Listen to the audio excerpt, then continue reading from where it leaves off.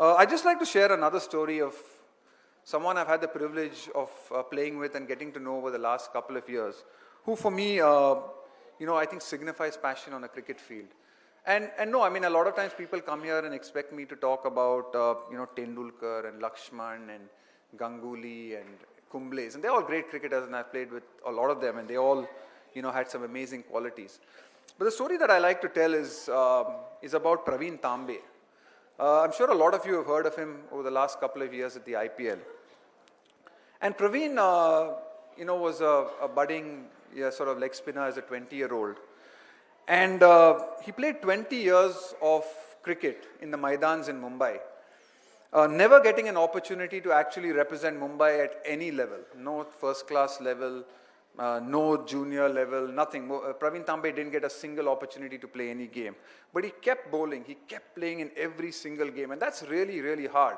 Believe me, when you have to go and play in some of the grounds in the Maidans and do it constantly, day in, day out, year after year after year, gets extremely hard. It gets really difficult, and you need to have a different kind of drive to be able to do that. But Praveen did that. And a couple of years ago, we were looking for a leg spinner. We were looking for a leg spinner to play in the Rajasthan Royals team. And Praveen came to our nets. Praveen came to our nets. And, I heard one of the younger guys actually say, who's this uncle who's come to our nets? And Praveen was 41 years old at that stage. He was 41 years old. And we decided to pick Praveen Tambe in our squad. I got a call the next day from our CEO saying, what are you doing? You've picked a 41-year-old guy. Are you crazy? I mean, we're the Rajasthan Royals. We're supposed to promote young players. And I said, no, I mean, there's something in this guy that me and the other coaches had seen, that we believed in. And for the whole IPL, for the next year and a bit, actually Praveen didn't get an opportunity to play in the team. Now, what was really fascinating for me was Praveen's attitude in that year and a half that he actually sat out and didn't get an opportunity to play in the 11. He spent all his time speaking to other players in the team. He would always go up to someone like a Brad Hodge or a Shane Watson or come up to someone like me and talk about his bowling. He spent hours and hours practicing. He would be the first to take the cricket ball at 41, the last to leave it. He would be at every single practice session, whether it was optional or not. He was there every single day. He was there at every single gym training session. Like Rahul said, he even tried to attempt the bleep test. Not with much success, but he attempted it. And when he finally got the opportunity to play in the Champions League and became a great success, and then had another amazing year in the IPL, I think for me it was a phenomenal story. And when he won his first Man of the Match award, he actually came back into the dressing room and he was weeping. He was truly crying.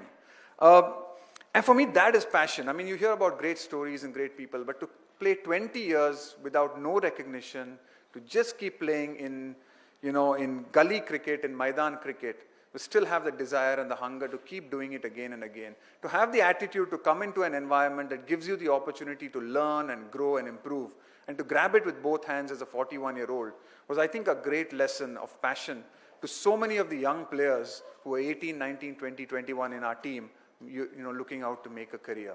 And I think that for me was, probably one of the greatest lessons in.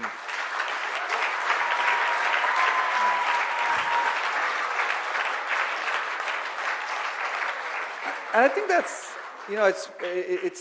it's such a recurrent theme in what we've seen Rahul say, I've seen Rahul do in Ruhana and what she does, in the performances that we've seen, that, I think if you have a passion for something and if you do something that you truly love and enjoy, and I've been lucky in the sense that I was able to make what was a real passion for me, my career. It became my profession for so many years. And I think that is really important. If you can find out what your passion is and pursue it. I know that's not always easy, and it sometimes takes a lot of courage to be able to do that, because there are always easier options at times. You can always be tempted to do the simple thing. You can always be tempted to go on a path that is traveled by most. To take a path that is less traveled takes a lot of courage.